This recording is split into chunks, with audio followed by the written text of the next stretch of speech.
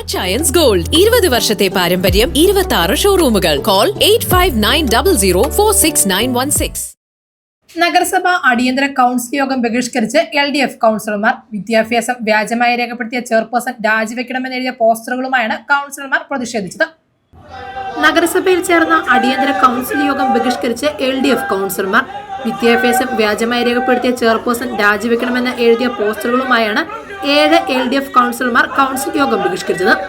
അടിയന്തര കൗൺസിൽ യോഗം ബഹിഷ്കരിച്ച കൗൺസിലർമാർ നഗരസഭാ കാര്യാലയത്തിന് മുന്നിൽ പ്രതിഷേധിച്ചു.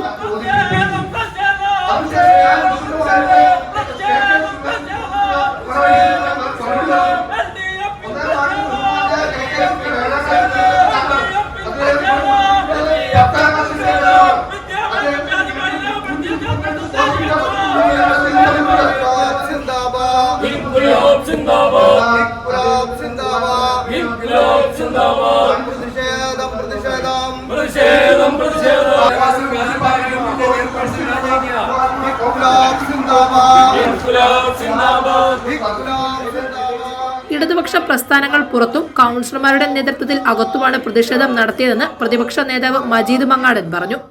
മുനിസിപ്പൽ ചെയർപേഴ്സൺ അവരുടെ തെരഞ്ഞെടുപ്പുമായി ബന്ധപ്പെട്ട് സത്യവാങ്മൂലം ഇലക്ഷൻ കമ്മീഷൻ നൽകിയപ്പോൾ അതിൽ വ്യാജമായ അവരുടെ വിദ്യാഭ്യാസ യോഗ്യതകൾ വ്യാജമായി ഉണ്ടാവുകയും അത് വെച്ച് അവർ മത്സരത്തിന് ശേഷം ആ വ്യാജരേഖയിലൂടെ അവർ അധികാരത്തിൽ വരികയും ആ വ്യാജരേഖയുടെ ഭാഗമായി ഞങ്ങൾ ഇടതുപക്ഷ കക്ഷികൾ നടത്തിയ നിയമ പോരാട്ടമാണ് നടന്നുകൊണ്ടിരിക്കുന്നത്. കോടതിയുമായി ബന്ധപ്പെട്ട് അത് കേസ്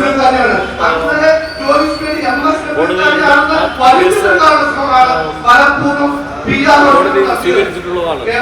ഈ ഇതിൽ നടക്കുന്ന ഈ പ്രതിഷേധം നാട്ടുകളിലെ ഇടതുപക്ഷ പ്രസ്ഥാനങ്ങൾ പുറത്തും ഞങ്ങൾ കൗൺസിലർമാർ അകത്തും നടത്തുന്ന ഈ പ്രതിഷേധമാണ് ഇന്ന് നടന്നുകൊണ്ടിരിക്കുന്നത്. ഇനിയുള്ള ദിവസങ്ങളിൽ ശക്തമായ സമര പരിപാടികളുമായി കൗൺസിലർമാർ രംഗത്തുണ്ടാകുമെന്നും ചെയർപേഴ്സൺ രാജിവെച്ച് പോകണമെന്നും കൗൺസിലർമാർ പറഞ്ഞു. LDF മണ്ഡലം കമ്മിറ്റിയുടെ നേതൃത്വത്തിൽ നഗരസഭ ഓഫീസ് ധർണയും ഇന്ന് നടത്തിയിരുന്നു. News desk Muvattupuzha news. എന്റെ കാഴ്ചയ്ക്ക് ചില ബുദ്ധിമുട്ടുകൾ അനുഭവപ്പെടാൻ തുടങ്ങിയത് ഈയിടെയാ. ആദ്യം ടെൻഷനായി. മകളാ പറഞ്ഞത് അഹല്യയിൽ പോകാൻ. അഹല്യയ്ക്ക് 30 വർഷത്തെ പാരമ്പര്യവും വിശ്വസ്തതയുമുണ്ട്.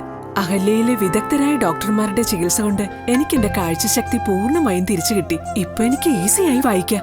നേത്ര സംരക്ഷണത്തിന് നമ്മുടെ Ahalya. Ahalya foundation eye hospital, കേരളത്തിൽ എല്ലായിടത്തും.